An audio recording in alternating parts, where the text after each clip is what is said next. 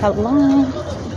Papasok kami ng Tsaka sabi ko ngayon ko para naman ako yung pasok kami ng mall. pero Ayan. parang ano ko na nasabi ko kung halimbawa at magsisit ay halimbawa ba bago ako umuwi sasabihin ko kay Edith na ako'y kukuha para maglulong doon sa insurance na